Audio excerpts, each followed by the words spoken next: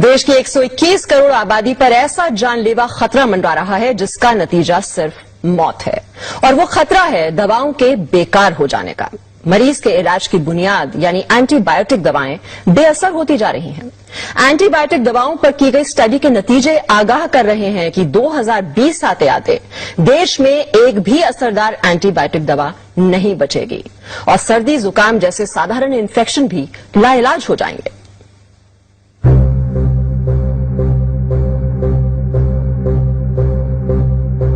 देश की 121 करोड़ आबादी पर ऐसा जानलेवा खतरा मंडरा रहा है जिसका नतीजा सिर्फ मौत है, और वो खतरा है दवाओं के बेकार हो जाने का। मरीज के इलाज की बुनियाद यानी एंटीबायोटिक दवाएं बेअसर होती जा रही हैं। एंटीबायोटिक दवाओं पर की गई स्टडी के नतीजे आगाह कर रहे हैं कि 2020 आते आते देश में एक भी असरदार एंटीबायोटिक दवा नहीं बचेगी और सर्दी जुकाम जैसे साधारण इन्फेक्शन भी लाइलाज हो जाएंगे।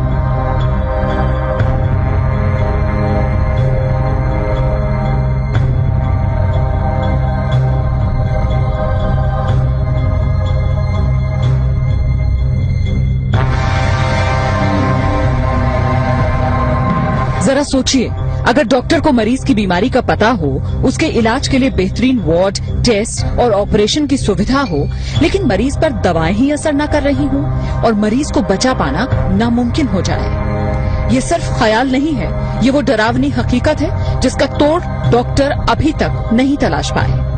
दिल्ली के एक प्राइवेट अस्पताल में हुई स्टडी के नतीजों से ये खुलासा हुआ कि कई एंटीबायोटिक दवाएं जो गंभीर बीमारियों के इलाज में इस्तेमाल की जा रही हैं, दरअसल मरीजों पर काम ही नहीं कर रही। अस्पतालों में मरीज बेमौत मरने को मजबूर हैं।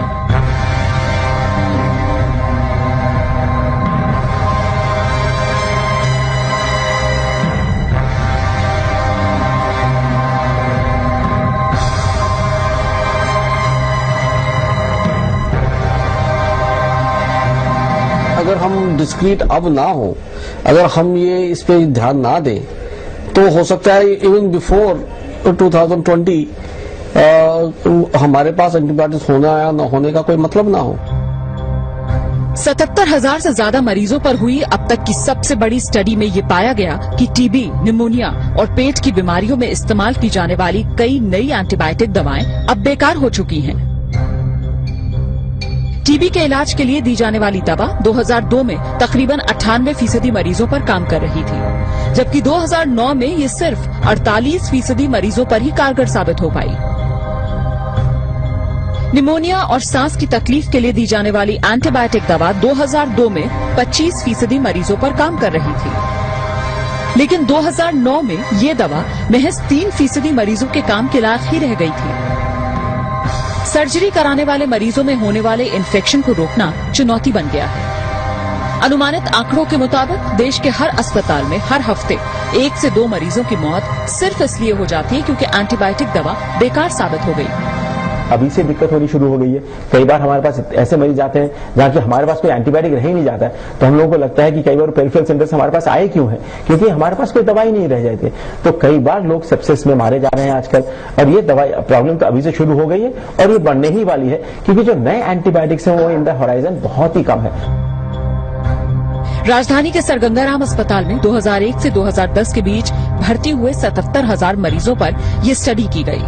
अस्पताल में रहने के दौरान उन्हें जो दवाएं दी गईं, उनके आधार पर ये नतीजा सामने आया कि कई दवाएं 40% मरीजों पर तो कई 97% मरीजों पर काम नहीं कर पाई। यानी देश की 3% आबादी को छोड़ दिया जाए तो बाकी सब पर जान का खतरा मंडरा रहा है। मौजूदा एंटीबायोटिक दवाएं अगर इसी तरह बेअसर होती रही तो क्या बहुत से मरीजों को बेमौत मरने के लिए मजबूर होना पड़ेगा? इस सवाल का जवाब वाकई डराने वाला है, क्योंकि डॉक्टरों की राय में बहुत से मरीज इन्फेक्शंस की वजह से सिर्फ इसलिए जान गंवा रहे हैं क्योंकि अब उन पर वो दवाएं काम नहीं कर रही जिनके जरिए कुछ साल पहले तक वो बीमारी का इलाज कर पा रहे थे। पूजा मक्कड़, जी न्यूज, दिल्ली।